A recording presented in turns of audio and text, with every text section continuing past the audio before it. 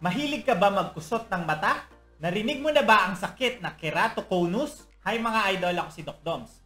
And welcome back to my channel. Para sa mga bago lang sa channel ko, I'm a board certified ophthalmologist and a retina specialist here in the Philippines. So if you want medical and eye contents, please don't forget to hit that subscribe button and turn on that notification bell for more videos like this.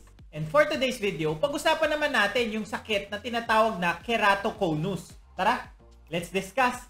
Ang keratoconus ay nagmula sa salitang kera or kerato, meaning cornea, at conus or cone shape. So ito yung pagkakaroon ng cone shape na cornea. Ano nga ba ang cornea? Ang cornea ang kristal na parte sa pinakaharap ng ating mga mata. Ito normally ay dome shape na parang bintana na nakalagay sa harap ng ating mga mata. At kapag ito ay nag-iba ng hugis or naging cone shape, ang tawag dito ay keratoconus. Ang cornea kasi ay isa sa mga responsable para ma-focus ang ilaw sa loob ng ating mga mata para makakita tayo ng malinaw. Importante na mapanatili ang pagka-dome shape nito para ma-focus ang ilaw ng maayos.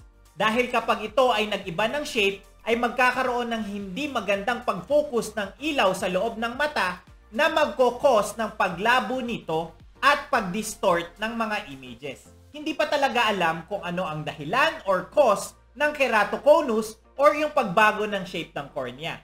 Pero mukha itong genetic or namamana. Pero hindi ibig sabihin na porke walang keratoconus ang iyong mga magulang ay hindi ka na magkakaroon nito. Dahil 1 out of 10 lamang ng mga pasyenteng may keratoconus ang meron din ang kanilang mga magulang. Hindi man alam ang dahilan nito ay nalilink naman ito or naa-associate sa mga may eye allergies at sa mga mahilig magkusot ng mata. Pinapaniwalaan kasi na kapag madalas ka magkusot ng mata, ay pwede nitong ma-change ang shape ng cornea over time at mag-cause ng keratoconus. Pwede rin itong makita sa mga may ibang sakit sa katawan tulad ng connective tissue disorders like Marfan syndrome at Ehlers-Danlos syndrome. Ano naman ang mga pwedeng simptomas nito? Kung ito'y nagsisimula pa lamang, dahil nga nag-iba ang shape ng cornea, ay pwede itong mag-cause ng pagkakaroon ng grado at hindi magandang pag-focus ng ilaw sa loob ng mata na magli-lead sa paglabo ng paningin. Bukod sa paglabo, ay pwede rin itong mag-cause ng distortion sa iyong paningin na kung saan yung mga straight line ay pwede mong makita as wavy or may pagka-curve. Pwede rin makaranas ng sobrang pagkasilaw at sobrang sensitibo sa liwanag. At minsan ay pwede ring makitaan ng pamumula at pamamaga ng mga mata. Usually, nagsisimula ang keratoconus sa mga late teens na to early 20s at mabagal ang progreso nito over time na pwedeng umabot ng 10 hanggang 20 years. Madalas ang naaapektuhan ay ang dalawang mata pero pwedeng magkaiba ang simptomas at lala nito. Kapag severe na ang keratoconus ay pwede itong mag-cause ng mas malala or mas mataas na grado at mas malabong paningin na minsan ay mahirap nang suotan ng contact lens dahil parang hindi na ito fit dito. O di kaya ay pwede itong mag-cause ng mas less clear or pamumuti ng cornea at pagpeklat dito na pwedeng mag-cause ng mas permanent na paglabo ng paningin. Paano naman ito nadadiagnose? Siyempre, kailangan nyo magpa-check up sa inyong ophthalmologist para magawa ng complete history at comprehensive na eye examination lalo na sa parte ng cornea. May procedure din na pwedeng makita ang pagkakurba ng iyong cornea at malaman kung gaano na ito ka-cone shape or kung meron mabang pagbabago sa shape nito. At may procedure naman na pwedeng ipagawa para makita ang kondisyon at kalagayan ng cornea mismo. Para naman sa pag-manage or treatment nito, ay nakadepende ito sa iyong simptomas. Pag mild pa lamang, ay pwede naman itong makorek ng mga eyeglasses na may grado. Dahil nga sa pag-iba ng shape at nagawang grado nito sa iyong mata, ay pwede naman itong mapalinaw ng eyeglasses na sakto sa grado ng iyong mata. Kapag mas malala naman, ay pwedeng kailanganin ng espesyal na hard contact lens para makatulong sa pag-focus ng ilaw sa loob ng mata. Ang sabi ko kanina ay pwedeng magkaroon ng problema sa pag-fit ng contact lens.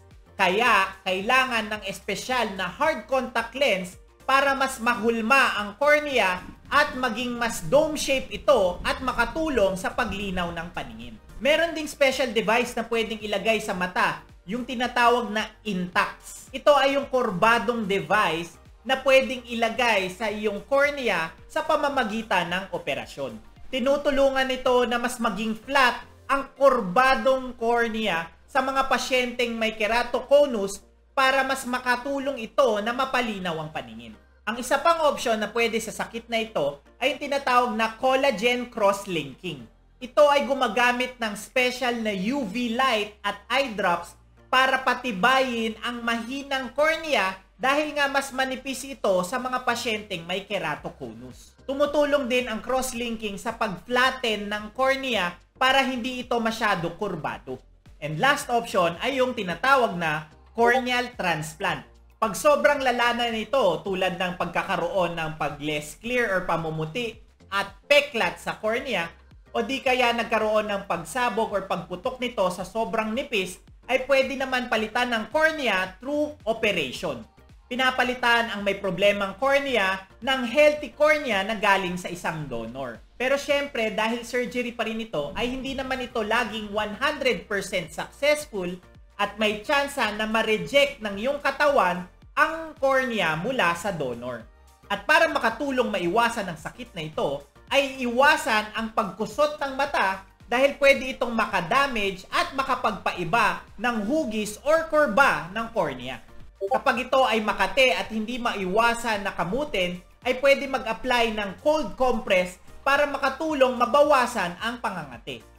And if symptoms persist, ay magpa-check up sa iyong ophthalmologist para mabigyan ng tamang gamot sa pangangati. And that's it for today's video. Ngayon, alam mo na ang sakit na keratoconus. Please don't forget to like, comment kung may mga questions or suggestions kayong topics, subscribe, and hit that notification bell for more medical and eye contents. Ngayon, mas may alam ka na.